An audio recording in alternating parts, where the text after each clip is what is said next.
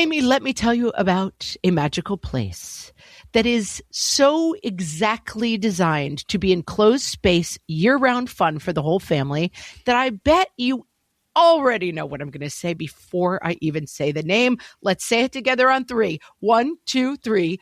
Great Wolf Lodge. You got it, Amy. My kids loved Great Wolf Lodge when we went. You probably already know that it has a huge indoor water park with a wave pool, lazy river, a bunch of massive water slides. But then your pack can hit the other attractions because, wait, there's more. Great Wolf Lodge has adventure-packed attractions like Magi Quest, a live-action game kids can play throughout the lodge, plus the Northern Lights Arcade. Spent some quality time there, so your kid who loves the lazy river and your kid who loves fantasy games will both have a great time. Great Wolf Lodge also offers great dining options and complimentary daily events like nightly dance parties, all under one roof. Unpack the car once and you're settled in to have fun. And with 22 lodges across the country, you're always a short drive away from adventure.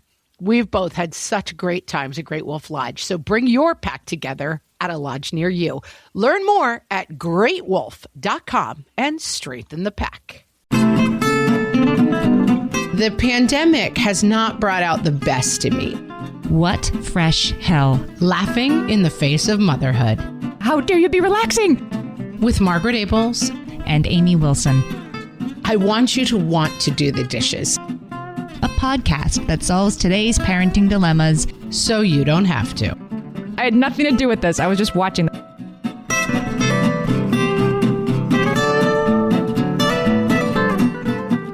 Hello, everyone, and welcome to this episode of What Fresh Hell, Laughing in the Face of Motherhood. This is Margaret. And this is Amy. And today we are talking about parenting as a team. We're supposed to be doing that, right, Yes. Amy? Is that the word? Is that what you're telling me? As an ideal to move towards, we should be parenting as a team, assuming that we have a co-parent. We're not just supposed to be screaming, you don't know how to divide fractions, I don't know how to divide fractions at each other all day, because that's what's happening at my house. Yeah, and of course, this is especially challenging if you are not in a relationship with your co-parent, but even when you are in the same house and your relationship is harmonious most of the time, parenting as a team can be a minefield, I would say. Yes, and parenting as a team during a pandemic where you're suddenly taking on multiple jobs that you never signed up for, such as remote learning instructor. Very challenging, Amy, as it turns out. Yes, especially when one parent is perhaps taking on the remote instructor duties a lot more than the other parent who is chatting with their friend on speakerphone about the Jets game. So you're just pulling this example out of the air, right? I mean, this is no resemblance to any person living or dead, right? I do have a little bit like, how dare you be relaxing? Don't talk to somebody for fun. What are you doing? Yeah, I do have that. This is serious. And I do think, like, I have to call myself out first. I'm looking at the man in the mirror, Amy, I think is what I'm saying. Let's just lead with an Goldilocks alert. Back in my day, I do find that in times of increased stress, my safe zone is I can control everything through screaming at people. Mm-hmm. And the pandemic has not brought out the best in me in that way. And I do find that my spouse, who is my husband, David, is really stepping up. You know, I have to give him major props. He has been really leading the charge and solving some big problems. And yet I cannot calm and quiet my instinct to tell him that that's not the correct way to fold the dish towels, which I think is annoying. In what way is he stepping up? Like when you yell, he's like, okay, let's all go over here? Or how does he step up? No, I just mean in general that in the very beginning of the pandemic, he works from home and always has. And so we have a dynamic where I have a little office. He has a downstairs. We have like a garage apartment kind of thing in the house, and that's his office. And so generally he goes down there and we call it the tunnel because he is an engineer and he does a lot of coding. So if anyone is in a relationship with such a person, they tend to go like way deep down rabbit holes in their work. It's deep work. It requires that, I would imagine. as you say, exactly, it's deep work. And so there are times in the olden times where I would call down to him and say, hey, do you have any idea where this kid's backpack might be? And he looks up at me and it's like the cartoon where the eyeballs are, spiraling. Yep. Spiraling. Exactly. I'm like, oh, never mind. Like, I can tell you're way too down whatever deep work hole you're in to help me find this backpack. And in the beginning of the pandemic, we kind of approached it as, oh, okay, I guess we'll just keep going with our lives and then work around. And he would go down and get down into the rabbit hole. And I would need him to come fix the printer because he's the only person who knows how to do that. Maybe a bad example, but there would be something that he would need to help me with. And then I was constantly pulling him out of the rabbit hole. And we finally had a conversation where we said, listen, things are not as they were, so things cannot be as they were. And so we need to mark off times during the day where like you're available and not available. Yeah. And I'm fine with not bothering you during your not available times, but I'm not fine with you going downstairs for 9 hours and not being available. So, and he's been super responsive to that. And some of it is his work, I have to say. Like, he can kind of make his own hours. He has a job where he can work off hours, like we can go to bed and he can go back to work for 3 hours. So we are in a very unique situation that I don't want to hold out as a model because I know most people are not in as lucky situation as we are. But all that being said, I'm just giving him props that he has really dialed in and been part of the solution and really helped me constantly have the conversation of, okay, that was a hot mess this week. What's better next week? And he'll say, maybe I work first thing in the morning and then I come up for these hours and he makes the mac and cheese the way the kids like, so he could come up at lunch and do that. And so he's been very, very good in terms of working harder, later, longer, in more strange ways in order to be more available, to be helpful at this time. And I have to give him mad props. Parenting as a team in that case means it's not... I actually meant something kind of different in my own head when I was addressing this topic. But this is parenting as a team means one at a time. It's tag teaming parenting in this case, and with very clear boundaries. It sounds like 5 to 8 is you. Bedtime is me, right? Morning is you and lunchtime is me. And getting really clear about that, so that it doesn't have to be both of you simmering with resentment, loading the dishwasher all the time. For sure. And there's a very practical aspect of it, which is I have X hour amount of work I have to do. He has X hour amount of work. And I think a lot of the work that we're going to talk about in this episode in terms of being on the same page, it's like we've talked a lot about that and how to get there. And I feel like it's functioning pretty well for us. So hopefully, that will continue. I think parenting as a team, this has been my big revelation around this. And when I think about parenting as a team, pandemic has its special issues and it sheds a special light on what maybe isn't working so well.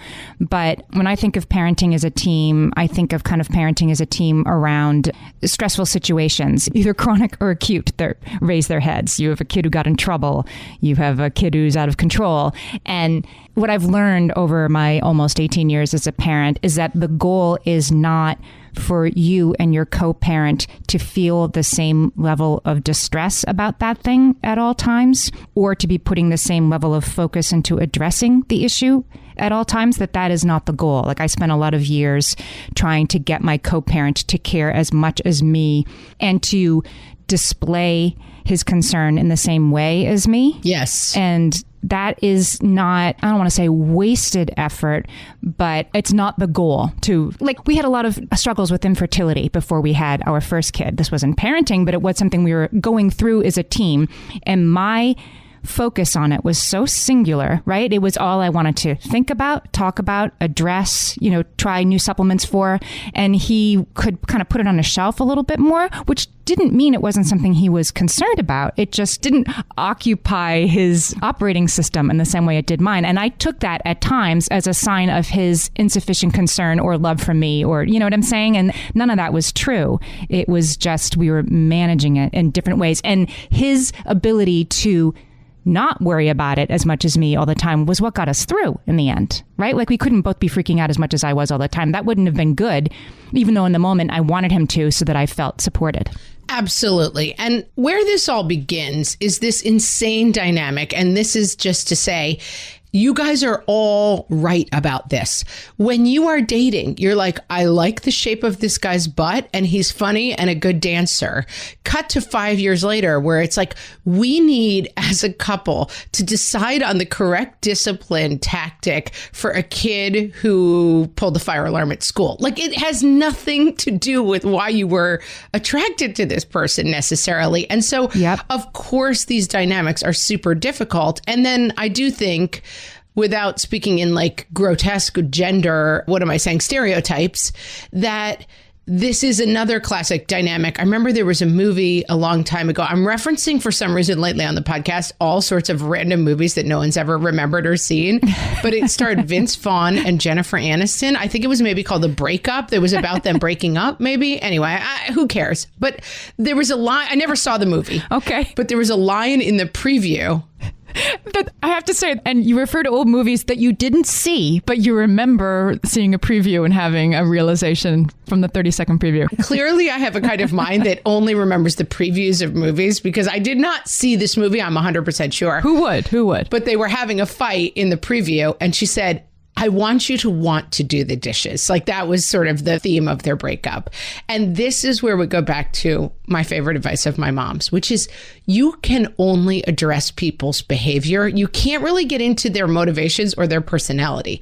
You can't make your husband someone who worries the same amount as you about infertility. You know, you can say, hey, can we put aside a half an hour a day where we sit and either talk about this, or I give you updates on what's going on and you listen to them. You can fix situational behavior, but you are, like you said, it's not wasted time, but it's not productive time to have fights that are like, I want you to care more about this thing. And then there's the issue of when you are the default parent who's handling, you know, the sick kid, the college application, the troubled kid. You're the default parent. You're doing all the work. And you can have, I think, some well-placed resentment when you feel like your other co-parent isn't getting that you're doing all that work. But then that can also be paired with a reluctance to let them in. You know what I'm saying? Like, oh, no, you don't get to go. I can get a little red hen, right? You know, that like nursery rhyme or whatever it is. Is it a fable? Is it a... It's a little golden book, I believe, Amy. So little red hen, she has to do everything by herself, right? And she's like, who will help me bake? And the turkey says no, and the duck says no. Who will help me roll the dough? Who will help me knead the dough? Whatever. She goes through all the steps.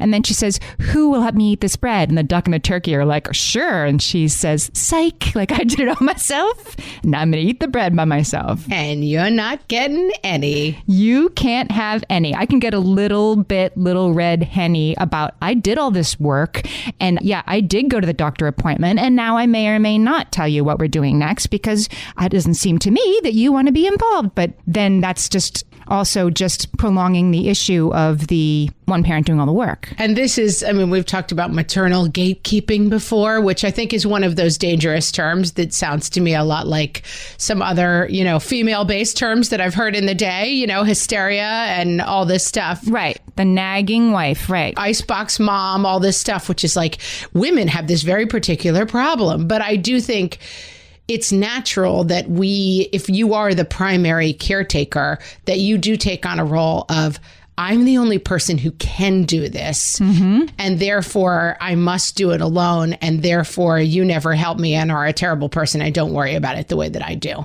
And it's a valid feeling, but it doesn't get you anywhere I think you want to be. And why this is a problem, why you need to parent as a team is when you are fighting about how much your spouse cares about that your kid pulled the fire alarm, you're not solving the issue anymore. Like the focus and the productive energy has gotten completely away from what needs addressing and is towards who loves more, you know, and who does more and you never this, like that. You've completely taken your focus off the alleged focus. And possibly you've opened up a window for your kids to see that you are not on the same page, mm-hmm. and that there is a parent who they can go to who will be more lenient and therefore you're undercutting the very hard-won authority of the other parent. You know, that like if I am super, super consistent with my kids, and that takes a ton of effort and time and work and fraughtness on my part, and then my spouse comes in and is like, oh, whatever, let's not worry about it. It is a little hostile towards me. You know, it's saying you're undercutting what one person is trying really, really hard to build, and that's not great. I have a quote for you. Amy, I knew you would. Yeah. Debbie Pincus, she's a family therapist, because I was trying to sort of, as I always try to do, crystallize, like, is this a problem? Do we need to parent as a team? Well, Debbie Pincus says yes. She says kids know when their parents aren't unified about their decisions about, say, discipline, and that creates anxiety in the kid because they don't know where the rules are. They don't know where the edge is, and that anxiety will contribute to further behavior issues as they continue to test, right? Is it here? Is it here where you guys will agree that I need to be grounded, or is it here? And that makes a lot of sense to me. Yeah, for sure, because this is something that kids they're like ants with their antenna about. They understand. I mean, we say often that like kids are boundary seekers. They want to find the line because it makes them feel safe when someone says, nope, that's where the line is and you're going on the other side of it. But a lot of boundary seeking behavior, it is an anxiousness of like, wait, someone's in charge of me, right? I don't have to be in charge of this only by myself.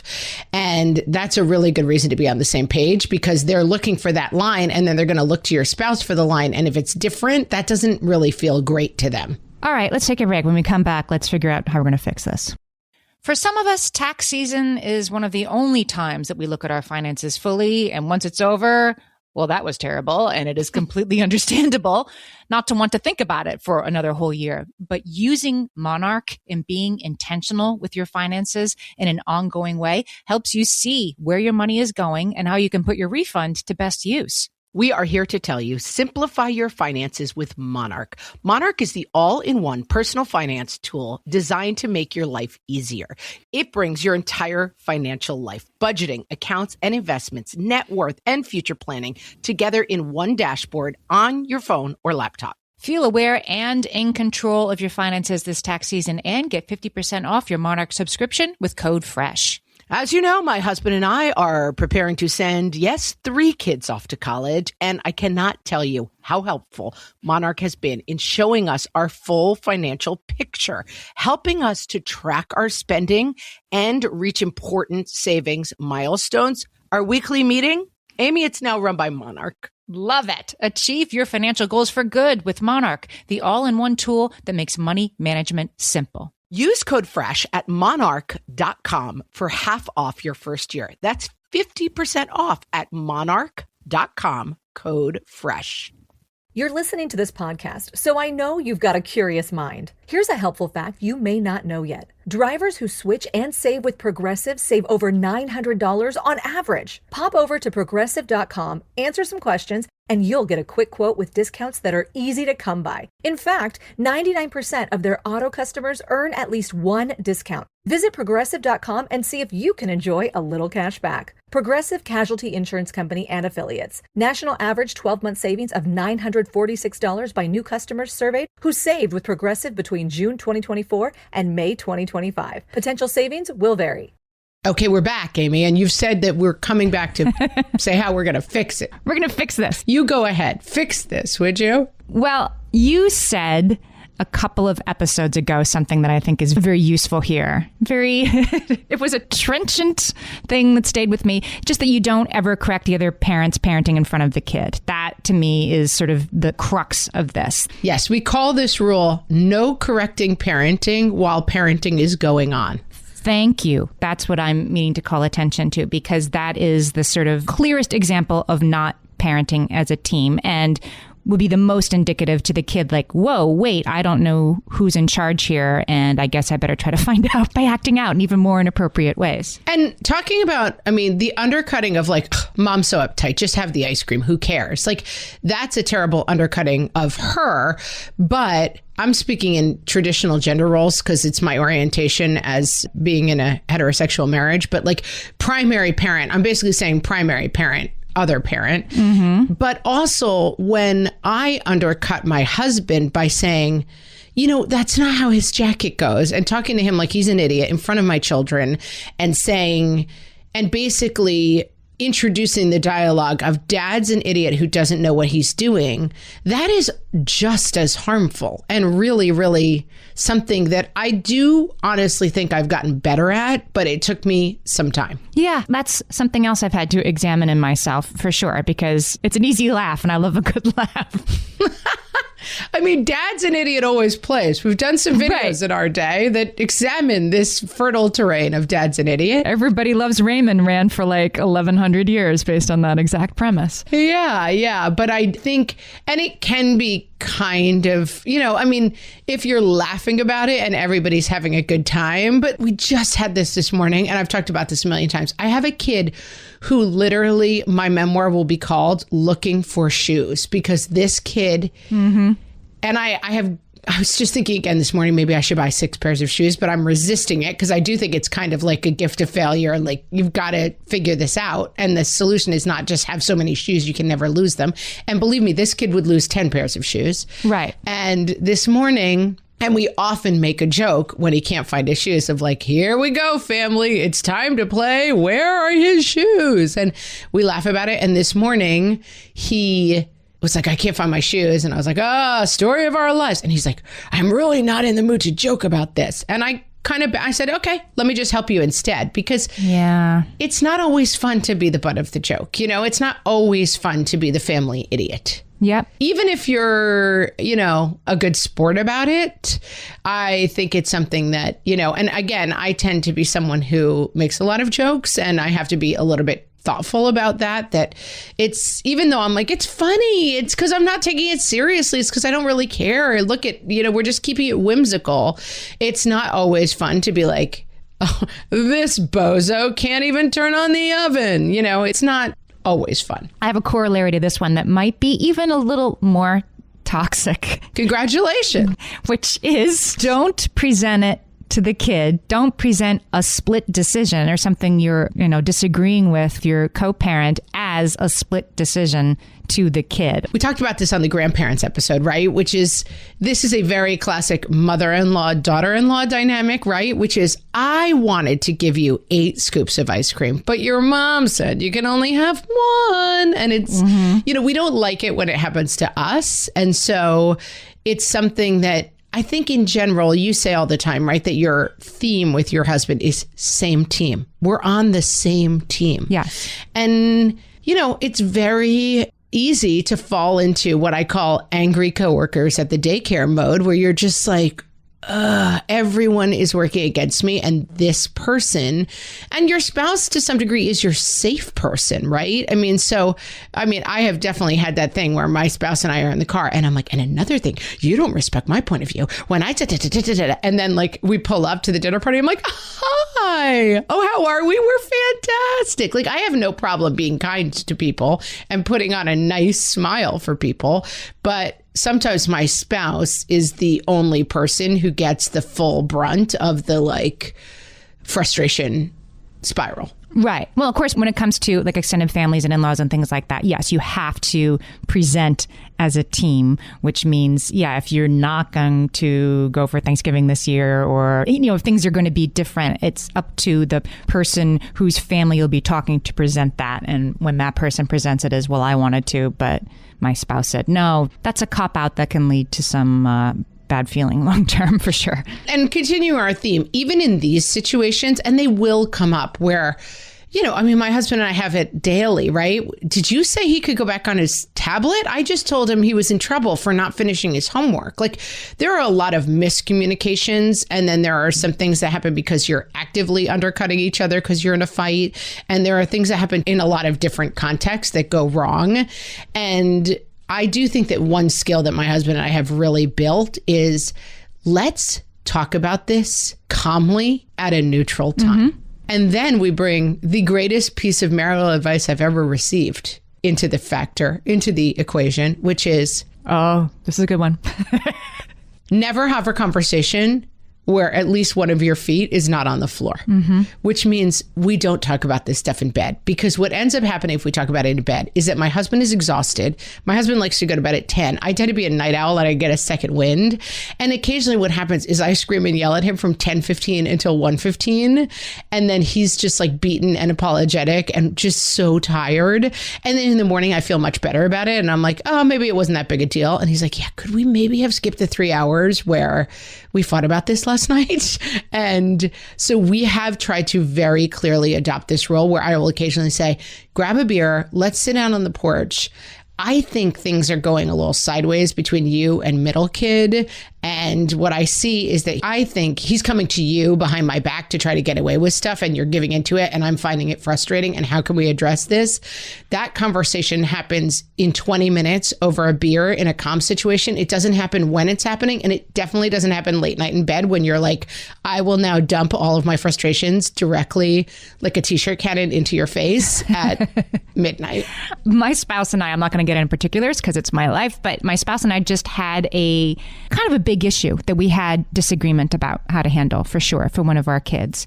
And it actually really worked because we handled it calmly, neutrally. It required several neutral conversations, but we kept it neutral and we kept it polite. And going back to family therapist Debbie Pincus, she says in these cases, if you have a disagreement, of course, you do it neutrally, but you also defer to the person who feels more strongly about it. Like, you know, if there's a no, then that's a deciding vote, or whoever feels that they are right about this. And of course, the same person can't win all the time. It's sort of wiffle ball rules in that case. And this is the guy who you always remember, and I can't remember. This is a 1 to me. This is a 10 to me. Yeah, it's Epic Danger, Nick North. Right. He talks about this on Instagram. And how it came into play in this, deferring to the person who feels more strongly, we needed to have multiple conversations because this was a case where I think each of us thought we were the one who felt more strongly, if you feel me, right? It wasn't like one person wanted to let him stay up late. It was about something bigger. And my spouse was very like, I have strong feelings about this. And I listened to them like, okay, I also have strong feelings about this. And it was so strong that we couldn't really resolve it. And we came together and apart a couple times to discuss it, stayed calm, didn't fight, made the decision. And then afterwards, both felt that we had made the right decision, even though one of us had to sort of come around about it. And it worked really well. But I think what helped was for us I really did respect my spouse's difference of opinion about this. And that meant I had to listen very carefully and listen first rather than convince first. And I feel like I finally figured something out pretty recently, that you don't have to get them to agree with you. You have to listen to what they're saying. And if they are listened to fully, I mean, maybe it'll change your mind and maybe it won't. But your goal is not to change their mind. The goal is to understand where they're coming from. And I think there's a lot of room to make kind of bigger picture decisions when you're having those conversations, which is not, we have to watch the thing of like, you always this, I always this, you always this. Oh, yeah. But I do think there is room, and my husband and I have been somewhat successful in having the conversation of, we tend to get to a place where I feel underappreciated and you start hiding because I'm mad. That's a dynamic we can name in our relationship. And so that we're not always starting from zero again. And I've been married, 13 years or something. This took a while to get to, but I think it's good to name it. I have some ideas about how to approach that conversation. Let's take a break. When we come back, I will explain them. At DSW, we ask the important questions, like, what shoes are you going to wear? Whether you're prepping for wedding season, festival season, or just planning the ultimate vacay, the right shoes can make or break an RSVP.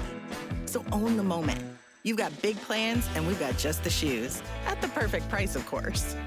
Get ready to get ready with Designer Shoe Warehouse. Head to your DSW store or dsw.com today and let us surprise you. Amy, when I'm having a good hair day, it usually makes my whole day better. And that's why on every day, I'm taking Nutrafol. Nutrafol is the #1 dermatologist-recommended hair growth supplement brand. And it's the #1 hair growth supplement brand personally used by dermatologists. Nutrafol's hair growth supplements are peer-reviewed, NSF certified for sport, and clinically tested. Nutrafol offers multiple formulas for men and women, tailored to different life stages and lifestyle factors, so you get support that's actually right for you. Adding Nutrafol to your daily routine is easy. Order online no prescription needed, with automated deliveries and free shipping to keep you on track. Let your hair be one less thing to worry about. See visibly thicker, stronger, faster-growing hair in 3 to 6 months with Nutrafol. For a limited time, Nutrafol is offering our listeners $10 off your first month subscription and free shipping when you visit Nutrafol.com and enter promo code LAUGHING. That's Nutrafol.com, spelled Nutrafol.com, promo code LAUGHING.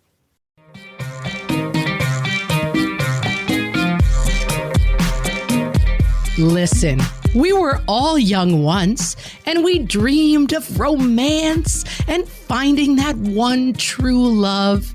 And each of us had a list of absolutely non-negotiable qualities that we were looking for in a mate. But now we're older and married, and what if we could talk to our younger selves about that list of things? We might have some edits. What Fresh Hell brings you qualities you want in a boyfriend versus qualities you need in the father of your children. Boyfriend. OMG, he has to be a good dancer. Husband. Yeah, you were really not spending a lot of time dancing. Find a guy who's good at putting together IKEA furniture. Boyfriend. You know what I love? A tight butt. Husband. You know what I love? A guy who can make 20 pancakes in under 3 minutes. Boyfriend. I'm also really into abs. Husband. It is imperative that you find a guy who can survive on less than 6 hours of sleep. Boyfriend. I am such a sucker for a cute smile. Husband. Very crucial to have a high tolerance for weird smells. Boyfriend. And for sure, he has to have sexy eyes. Husband. For the love of God, do you realize how infrequently you'll be staring into those sexy eyes once the baby comes? I beg of you, go with the dude with some basic plumbing skills. This has been qualities you want in a boyfriend versus qualities you need in the father of your children from the What Fresh Hell podcast.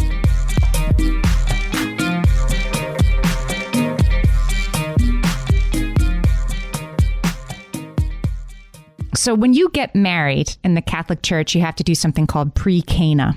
And it is either a series of evenings or like a weekend retreat intensive where you go away. And some people find it some box I have to check, and some people find it a super transformative experience. And it was the latter for me. I was really glad about it. But sort of the point of the thing is, here are the tough conversations you need to have before you get married, because a lot of people don't. Like, what religion are we going to raise the kids? Or how are we going to deal with money? They don't talk about it until they're dealing with it.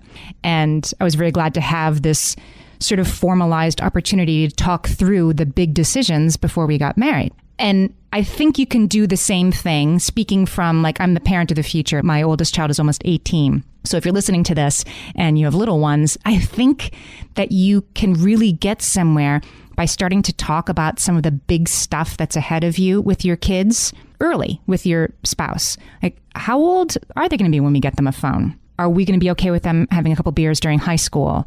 Or one that took several years to work out in my house. Are we going to let the boys play tackle football if they want to? Yeah, I mean, I have a pre-Cana story as well. Amy and I are both Catholics. Let me hear it. My husband and I had to do pre-Cana, and I was just annoyed by the entire process of our getting married in the Catholic Church, which is a long story in and of itself. But anyway, I was kind of like rolling my eyes. We had to drive. We were living in LA. We had to drive like Orange County or something. It was like an hour drive. And I was just moaning the whole way. Like, this is so stupid. I mean, I was basically my Catholic schoolgirl, like everyone dumb except for me.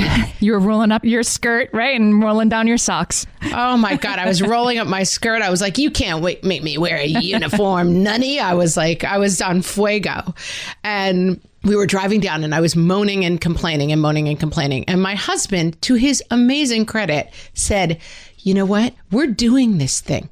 I think if we go in with a little bit of a better attitude, we might get something out of it. Yeah. And I have to say, it was one of the most useful things I ever did. And I feel like for us, it revealed that we were on the same page with a lot of stuff. But of course you do that in a business, because everybody does that in a business, right? You have this idea of like, okay, this is a partnership that involves, income and work and effort. And so what happens if things start going wrong?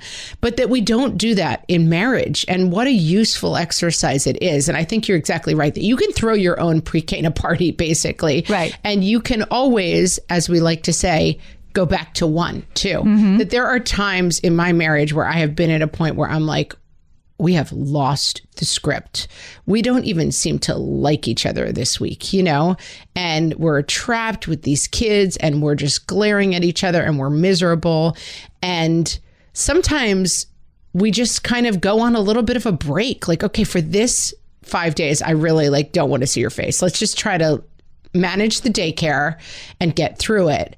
But then if we can wait until a calmer period to sit down, and also this is one good thing about being old, we don't have the fight in us as much anymore. I was always a person in volatile relationships. I thought a good relationship was it was fun and you were fighting all the time and, throwing bottles at each other's heads and then making up and blah, blah, blah. That was my idea of romance. Not exactly, I'm exaggerating, but you know what I mean? A volatile seems sexy to me, I guess. Right. And now I'm like, we got enough problems, man. Let's just figure this. Let's make a system and let's get through the day. And one of the big things about that is our number one job right now, and this will not be the case, hopefully in 10 years, our number one job right now is taking care of our kids. And it's not that fun a job. And it's not the job that we chose each other for. But at the end of the day, we have gone from fun wedding dance partners who get drunk and make out to mountaineering partners who are in really difficult circumstances and it's uncomfortable. And that's a big adjustment to have to make. But I think it's worth talking about it and making it and being okay, next crevasse up there, what are we doing to cross it together, versus just good luck, loser. Yeah. And if your goal, I'm thinking about my spouse and I are definitely very same page about the big picture goals in our lives, which are well-adjusted, happy adults, right? That's the goal. And if my spouse thinks that there should be a little more goofing around on the way there, and I think there should be, a few more A+, then that's something for us to work out between ourselves, not in front of the kids. But it's easy when you know that your spouse, even when they're letting your kid have maybe, a few too many screens, stay up a little too late, that their goal is empathetic, well-adjusted kids, because you've talked about how important that is to you. You see what I'm saying? The way you get there, the way you get over that. Do you get over a crevasse? Do you climb a crevasse? I'm not a mountain climber. I don't even know if the word, and as I went to say that word, I almost backed away because I was is it just crevice or is the word crevasse? I don't know what the heck is going on with crevasses. I'm going to say crevasse. You might come at it with the pick, and I might more use the thing in my shoe. I'm just going to say the word crampons for no reason now. I don't know what that has to do with anything, but as often happens on the podcast, we've gotten in too deep on a metaphor that we haven't really thought through correctly, but we go too far. But, we have used this metaphor before when we've talked about how you're mad at your spouse because they're your Sherpa and they're supposed to be helping you deal with this incalcitrant child who talks back to you, but they're also carrying their own tent up the mountain and their own canned goods or whatever. They're dealing with their own baggage and also making this climb. They can't just carry you on a pillow up to the top. That is my Achilles heel, which is talking to my husband like he's my moronic employee. And that is the worst mode that we get into, which is you dummy. And I am more aware of it. I work really hard against it, but also not for nothing. My mom was a therapist and she always had these books lying around, and there was one called What Children Learn from Their Parents' Marriages. I don't know who wrote it, but maybe we can find it. It was probably out of print. It was a long time ago. I'll put a link in the show page. It was good. But basically, it's a long, interesting book that basically says your child is going to exactly replicate your relationship when they get married themselves. Oh boy, yeah. It's one of those books where there's 400 different examples, but at the end of the day, your child's most natural instinct is to be in the marriage that they witnessed. And it's always amazing to me when I see there are certain things. My dad just moved and we got some of his old furniture. And I always laugh about how much my husband reminds me of my dad, which is very cliche, right? That women marry their fathers. Thank goodness my dad's a great person. But my husband does so many things that remind me of my dad. But one of the things is we inherited my dad's like easy boy chair. And it's just always been a joke that my dad, whenever he gets in the chair, falls asleep. And now my husband, I'll come around the corner, he's asleep in the chair. Like he's actually just morphing into my dad at this point.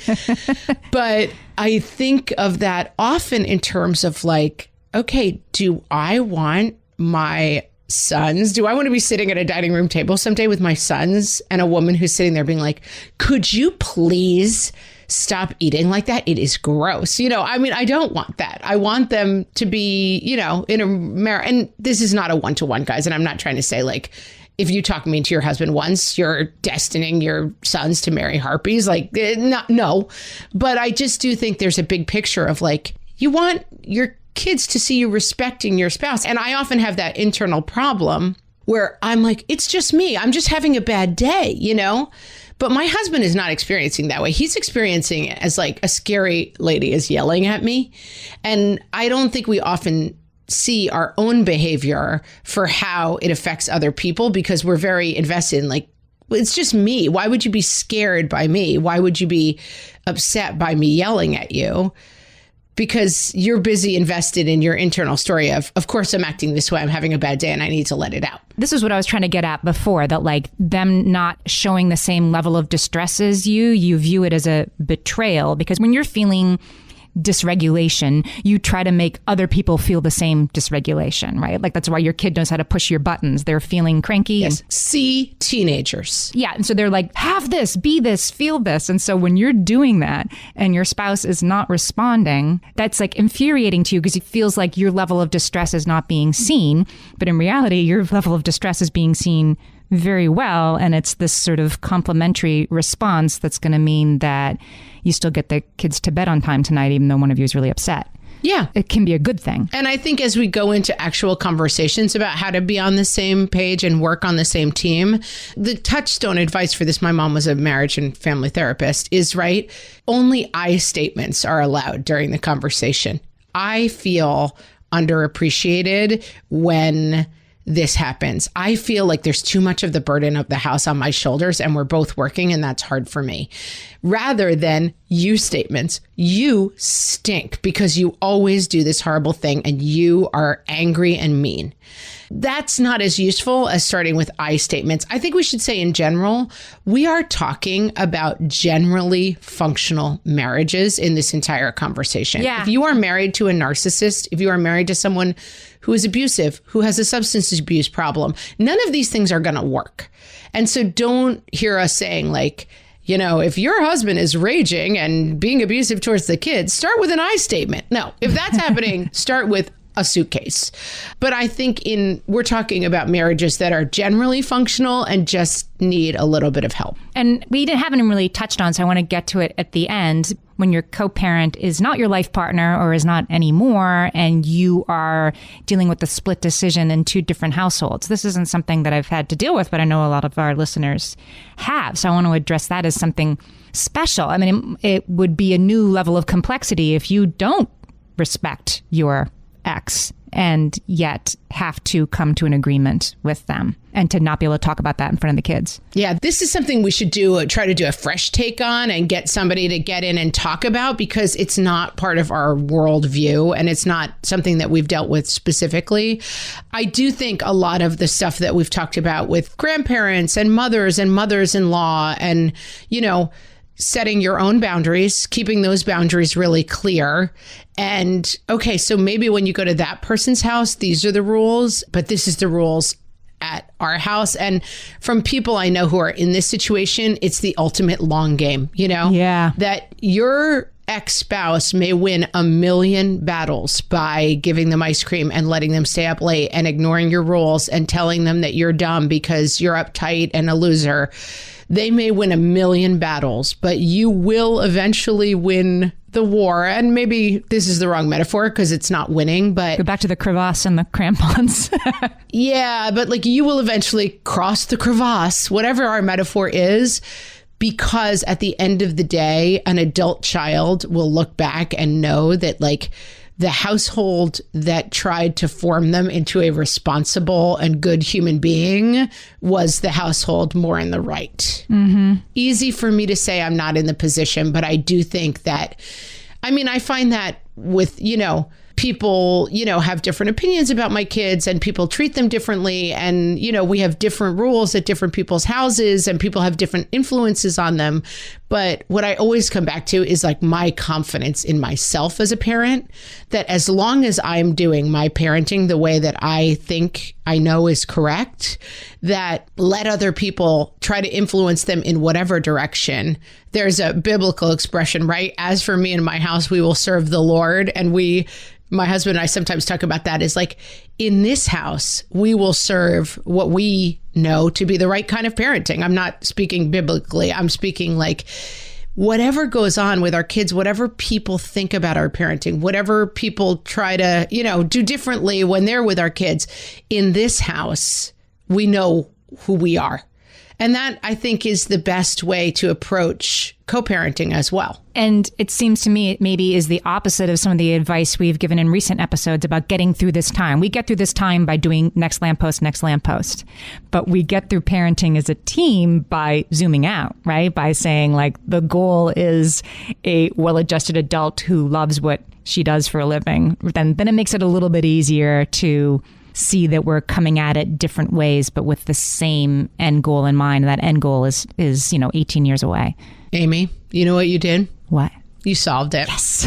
Solved it. Nailed it. Perfect. Our relationships are going to thrive and our children are going to turn out perfectly. We want to know how you're parenting as a team. And there are so many places you can tell us. You can come join our Facebook group and our Facebook page at facebook.com/whatfreshhellcast. You can find us anywhere on social media by just Googling What Fresh Hell Podcast. We're on YouTube. We're on TikTok. We're all over the place, guys. If you can't get enough What Fresh Hell Podcast, keep looking because there's more What Fresh Hell somewhere out there. And we'll also put the links to some of the stuff we discussed today up on our website, which is whatfreshhellpodcast.com. Talk to you guys next week. Thanks for listening. Thanks for listening.